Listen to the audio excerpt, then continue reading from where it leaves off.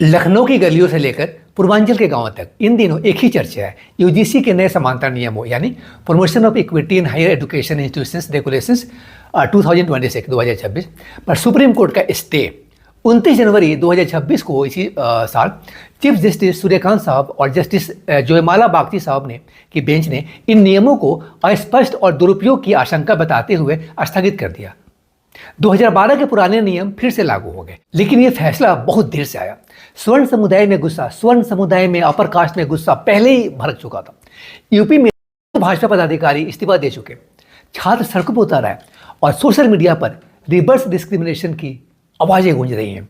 भाजपा अब दो आग के बीच में सी है, बीच में ट्रैप हो गई भाजपा। कैसे? अगर नियमों को पूरी तरह वापस लेती है तो पिछड़े वर्ग यानी ओबीसी, एसटी, एससी नाराज होंगे। अगर लागू रहते हैं तो स्वर्ण जो पार्टी का पारंपरिक कोर वोट बैंक है दूर हो जाएंगे। यह नाराजगी 2027 के विधानसभा चुनाव में अगले साल होने जा रहा है, कितनी भारी पड़ सकती है? आइए गहराई से समझते हैं तथ्यों, आंकड़ों और राजनीतिक गणित के साथ। मैं आशीष शरण और आप देख रहे हैं अनजिप्ट। और अगर आप ये वीडियो फेसबुक पे देख रहे हैं तो फिर आप देख रहे हैं न्यूज अनजिप्ट। आइए इस टॉपिक पे अब आगे बढ़ते हैं।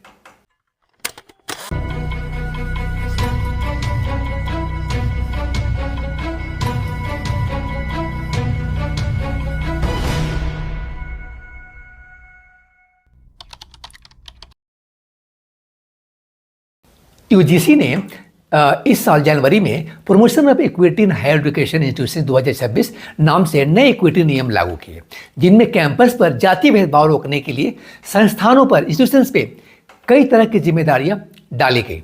सामान्य यानी अपर कास्ट संगठनों और कई शिक्षाविदों ने आरोप लगाया कि इन नियमों में आरक्षित वर्गों के पक्ष में असंतुलन है, झूठी शिकायतों पर कोई दंड नहीं और सामान्य वर्ग को संभावित अपराधी की तरह दिखाया जा रहा है। यूपी समेत कई राज्यों में खासकर ब्राह्मण और अन्य स्वर्ण समूहों ने विरोध, धरने और सोशल मीडिया कैंपेन किए। यूपी में स्थानीय बीजेपी नेताओं ने नाराजगी में संगठन के पद से जो पद था वो छोड़ दिए। इन याचिकाओं पर सुनवाई करते हुए सुप्रीम कोर्ट ने 29 जनवरी पिछले महीने को इन 2026 वाले नए यूजीसी इक्विटी रेगुलेशंस को अंतरिम रूप से रोक दिया और फिलहाल 2012 वाले पुराने नियमों को ही लागू रहने को कहा। यानी कानून अभी स्थगित है, पोस्टपोन है, लेकिन संदेश यह गया कि केंद्र ने जो ढांचा बनाया उससे सवर्णों के एक हिस्से में गहरी असुरक्षा और टारगेट किए जाने की भावना पैदा हुई। यूपी में, उत्तर प्रदेश में ओबीसी आबादी 50% से ज़्यादा मानी जाती है। दलित और आदिवासी मिलाकर बड़ा वोट बैंक बनाते हैं, पर साथ ही ब्राह्मण, ठाकुर, बनिया और कायस्थ जैसे स्वर्ण समुदाय लंबे समय से बीजेपी की रीढ़ रहे हैं, बैकबोन रहे हैं। ये सब जो अपर कास्ट है। 2017 और 2022 के विधानसभा चुनाव में बीजेपी की जीत का एक बड़ा कारण था स्वर्ण वोटों का भारी समर्थन प्लस नॉन यादव ओबीसी और कुछ दलित समूहों का उसके साथ जुड़ जाना। 2027 के लिए जिस तरह एसपी पीडी यानी पिछड़ा दलित अल्पसंख्यक लाइन पर और ओबीसी सेंट्रिक नैरेटिव पर काम कर रही है, वही बीजेपी अपनी पहचान हर वर्ग की पार्टी के रूप में बनाए रखना चाहती है, लेकिन उसका कोर जो है वह शहरी और स्वर्ण वोट है। ऐसे में अगर वही कोर बेस यानी स्वर्ण मतदाता यूजीसी जैसे किसी एक मुद्दे पर खुद को धोखा खाया हुआ महसूस करे तो उसका असर बाकी समूहों के मनोविज्ञान पर भी पड़ता है। फिर कैसे? वो ये सोचेंगे कि जो अपने सबसे वफादार के साथ नहीं, वो हमारे साथ क्या करेगा, ये वाला भाव होगा।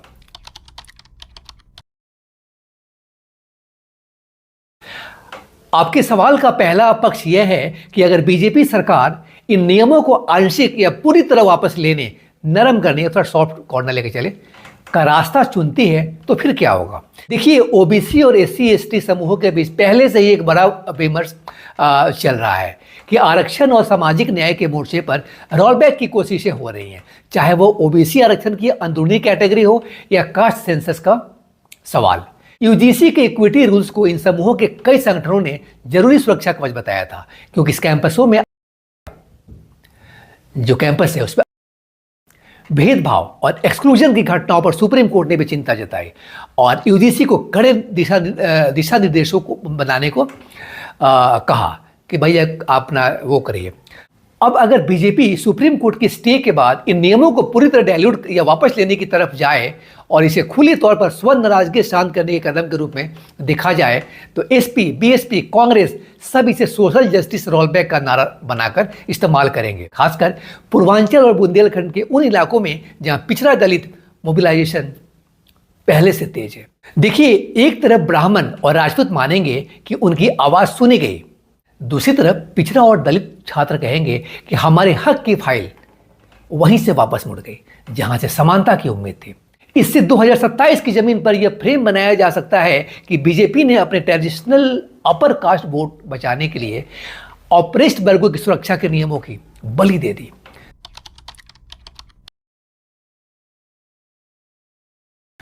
दूसरा पक्ष जो आपके सवाल का कोर भी है फ्रेंड्स, अगर बीजेपी सुप्रीम कोर्ट की आपत्तियों को एडजस्ट कर थोड़े कॉस्मेटिक बदलाव कर दे, उसी में थोड़ा सा ऊपर नीचे करके कॉस्मेटिक बदलाव कर दे, लेकिन ब्रॉडली वही फ्रेमवर्क लागू रखे, तो स्वर्ण मतदाताओं का मूड क्या होगा, ये सवाल उठ सकता है आपके अंदर। तो देखिए, अभी से ब्राह्मण और अन्य स्वर्ण संगठनों द्वारा यूपी में धरना प्रदर्शन, ज्ञापन और सोशल मीडिया कैंपेन चल रहे हैं। कई स्थानीय बीजेपी पदाधिकारी इस्तीफा दे चुके हैं और एंटी ब्राह्मण माहौल का आरोप लगा रहे हैं। मीडिया रिपोर्टों में यह भी सामने आया फ्रेंड्स कि यूपी के अंदर भाजपा के ब्राह्मण विधायकों की बंद कमरे की बैठकों, लिट्टी चोखा डिनर जैसे अनौपचारिक हर्डल्स को यूजीसी नियमों से उपजी स्वर्ण नाराजगी से जोड़कर देखा जा रहा है, जिसने पार्टी हाईकमान को भी अलर्ट कर दिया। अगर 2026 में यह रिसेंटमेंट, मतलब इसी साल ये रिसेंटमेंट ठंडा नहीं किया गया, तो 2027 के चुनाव तक यह वोट कटिंग और घर बैठने के रूप में दिख सकता है। यानी स्वर्ण मतदाता खुलकर विपक्ष में न जाए, हो सकता है कि खुलकर न जाए, पर वोटिंग वाले दिन बूथ तक न पहुंचे या स्थानीय स्तर पर बगावती उम्मीदवारों को टैक्टिक सपोर्ट दे दे। यूपी के कुछ आने वाले उपचुनाव जैसे अभी घोसी, दूधती और फरीदपुर में इलेक्शन को पहले ही 2027 का सेमीफाइनल माना जा रहा है। अगर वहां स्वर्ण वोटों में स्लिप दिखती है तो ये बड़ा चेतावनी संकेत होगा। देखिए, यूपी में लगभग हर क्षेत्र में कुछ स्वर्ण डोमिनेटेड सीटें हैं, जहां ब्राह्मण, ठाकुर, वैश्य मिलकर डिसाइसिव 25 से 35% वोट देते हैं और बाकी जातियां बटी रहती हैं। 2017 और 2022 में ऐसी सीटों पर बीजेपी का स्ट्राइक रेट बेहद ऊंचा रहा।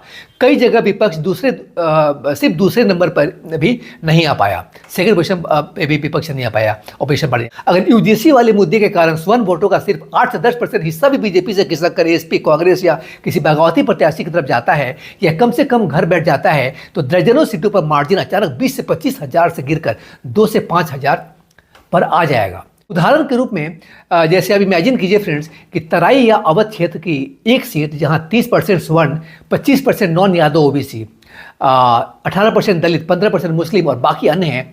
जब स्वर्ण पूरी तरह बीजेपी के साथ दे तो समीकरण साफ था, लेकिन जैसे ही ब्राह्मण वोट का एक हिस्सा लोकल नाराजगी या जातीय सुरक्षा के कारण साइड हो जाता है, वही सीट 50-50 की लड़ाई बन जाती है और यही 30 से 40 सीटों पर हुआ तो सत्ता की कुर्सी हिल जाती है।